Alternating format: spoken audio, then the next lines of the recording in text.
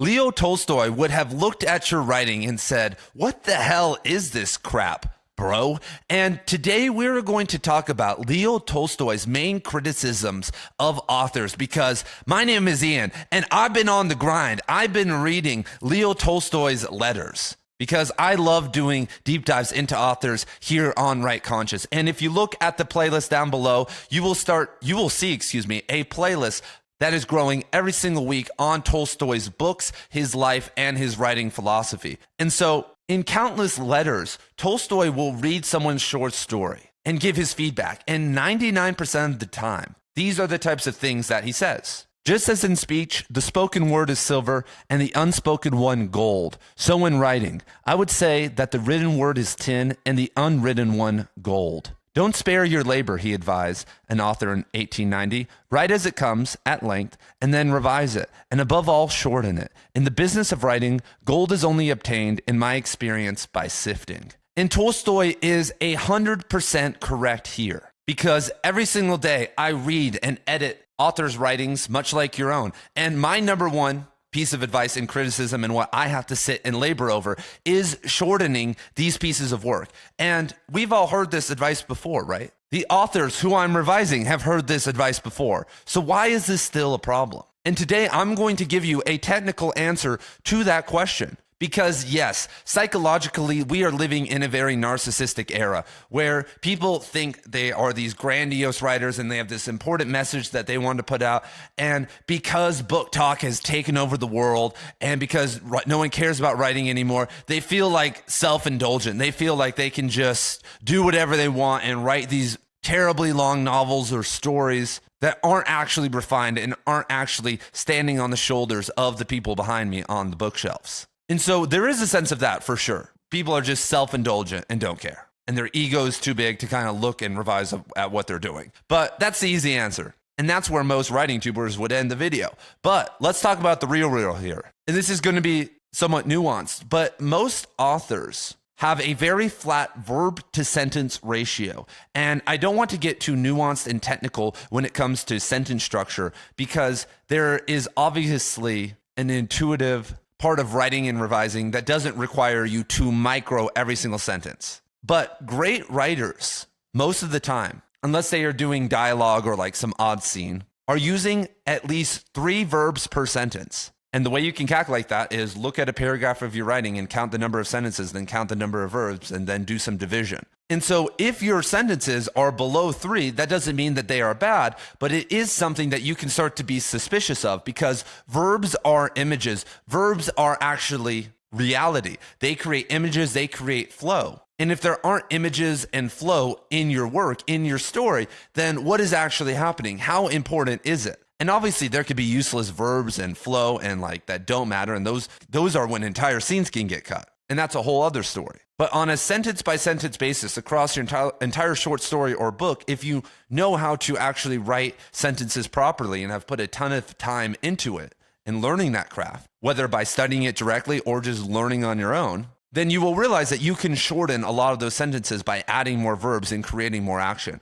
And I love that Tolstoy says that, the best writing is shortened, because he fucking wrote the longest novel ever. Not that he didn't write the longest novels ever, but War and Peace is not a condensed novel. But when you look at the prose, when you actually look at what he was trying to accomplish, there are some random things that I don't think were necessary, but the sentences are all very tight. They're all very beautiful. And most importantly, they all serve a purpose for a further communication to a reader that is going to be transformed if they understand what Tolstoy is saying. And so another way to look at this is the more words that you say, the longer you make your story. Once it goes above 1,000 words, even 100 words, because I could ask you right now, what's the point of your story? Is it just to show that you're a smarty pants and that you're just as good as all the people behind me? You can write well too? Or are you trying to create an awakening in your reader? And if you are, then you have to ask, why does that have to be 100,000 words? Because I could read a fable right now that's 100 words that could teach me a lesson. I could watch a YouTube short right now that could even teach me a lesson. And so why am I going to commit 6 hours to your novel? And so that's a question that should be in your mind. Every single sentence, every single paragraph, every single chapter should hit. It should mean something. And because it's 2024 and your novel, I'm sorry, most likely isn't going to be traditionally published. And if it is, you're going to make less than $10,000 for it. There's a 98% chance of that, according to the New York Times. Then length isn't an issue. You could self-publish and sell a 20,000 word novella for $15. And people wouldn't be mad if it was really good. And so verbs are actually a great way, if you know how to use them, gerunds and verbal adjectives, to condense fluff, because you can show what's happening and then immediately after the action, get inside the protagonist or whoever's head and show their emotions. Or even through their actions, you can also show emotions, so you don't have to have these long internal interiority descriptions. Because interiority with protagonists can become a problem. Because when you look at Proust and Mishima and Dostoevsky, among others that have a lot of these more internal monologues, and Tolstoy actually does it a lot too, they've made you care about the character. They are such great writers that you care. You want to see what happens. But a lot of new authors think that just because it's their character and it's their baby, that other people are going to care. And so a lot of the time, unless you are 100% confident that people are going to care about your novel, the less interiority, the better. Cormac McCarthy didn't do any interiority in any of his novels. Think about that. We never got inside any of his characters' heads. I guess a little bit in his last two novels, because one of it's just a girl sitting and talking to her psychotherapist. But the best author of our generation, of our time, didn't rely on any of that. What did he do? He relied on verbs. And he relied on what I'm going to talk about next, which is contrast. And so another way to say more without describing too much is to create symbols and contrast throughout your writing, because contrast is everything. Contrast is what creates meaning, because if we all didn't have an ego and we're the same, there would be no difference or meaning between us. And so that is actually one of the first lessons of writing and of knowledge, is learning contrast. And I know this is a video about Tolstoy, but I just have this example already. I don't have the PDF of War and Peace or any of his other novels, but I do of McCarthy novels. So here's an example of contrast. And so the blue and red are different contrasts that are like positive and negative contrasts. The way of the world is to bloom and to flower and die. But in the affairs of men, there is no waning. And the noon of his expression signals the onset of night. His spirit is exhausted at the peak of its achievement. His meridian is at once his darkening and the evening of his day. Look at all this contrast here. And you may think, hey, Ian, that was cherry picked. And yeah, that is a very heavy, that is built on contrast. But you could go to any Cormac McCarthy passage that isn't dialogue or something like that, and even the dialogue, and find a ton of contrast in it. You will find in almost all of Cormac McCarthy's most beautiful prose, and in Tolstoy's prose also, more than 3 verbs per sentence and multiple contrasts on every single page, if not every single paragraph, because contrast speaks to the unconscious part of our brain and helps us understand, and so that the author doesn't have to describe more. If you show me the symbols, if you make me feel the symbols and awaken me through the symbols, then you don't need to sit and describe the message of what you were trying to do, which once again is a show, not tell example. But when you hear that, show, don't tell, that's so simple, because sometimes you do have to show, or tell. And what does show mean? Just showing with images, with verbs, yeah, but more importantly, with contrast. And the contrast can go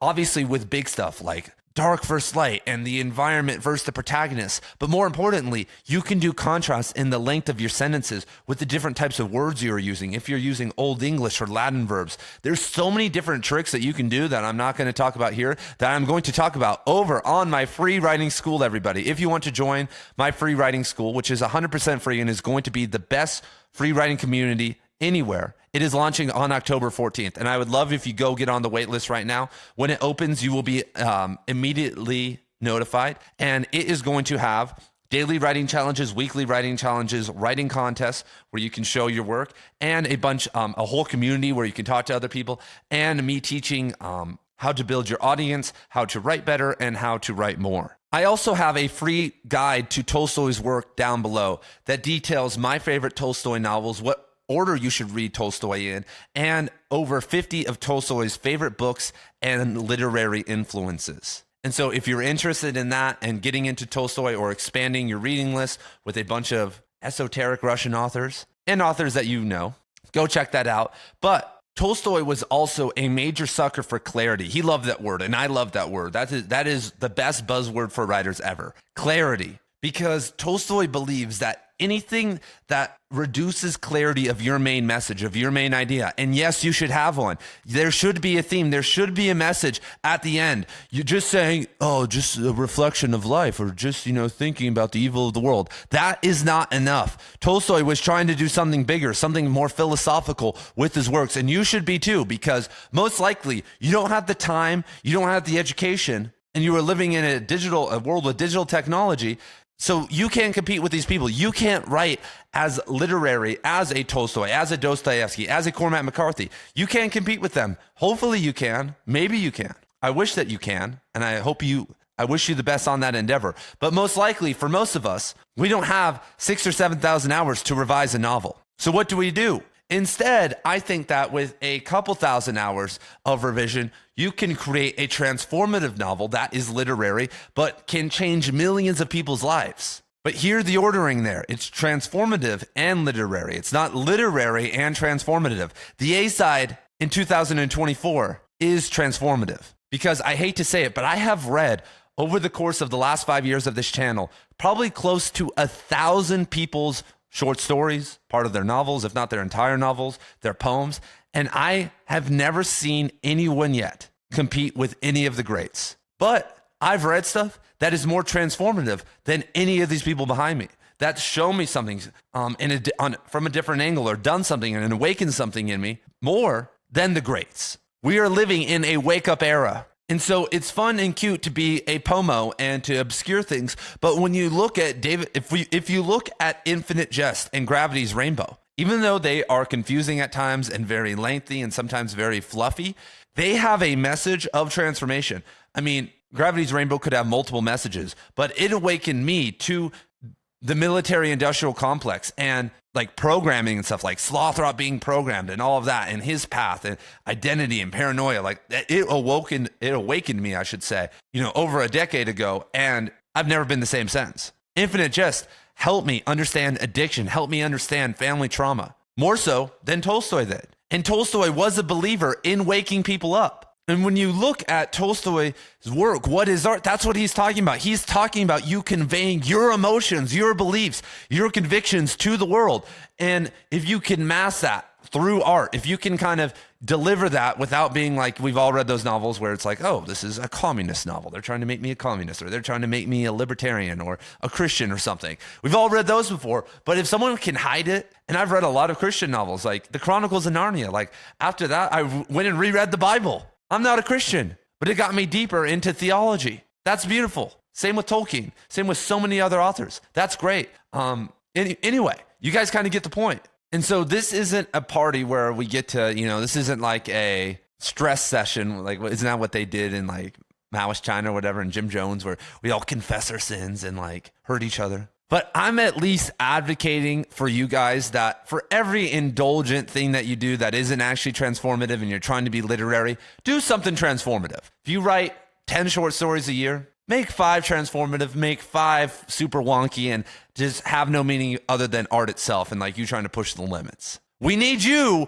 for the literary renaissance. I want you for the movement. And so I could go on with other technical advice on how to reduce your word count, but I think you guys kind of get the message of clarity now. You need to have a vision. You need to have a message. And if you haven't learned to do that yet, start with short stories, start with fables, start with poems, start with something that's very easy. Learn how to do that, because it is a skill to hide that with contrast, with verbs, with these things. And eventually work your way back up to writing transformative novels, because that is the game. That is the play. That is how to get noticed and how to make an impact and how to be remembered in 2024. Because like I said, I haven't seen it done yet with over 1,000 authors I've read. And if you think you're the exception, then that's great. I love your confidence. But if that confidence could be used in a much better way. And so thank you guys for being here. I love each and every one of you, no matter what you're doing, even if you're going to go the literary route and be the next master. I commend you for at least trying, and I will see you guys in my next video.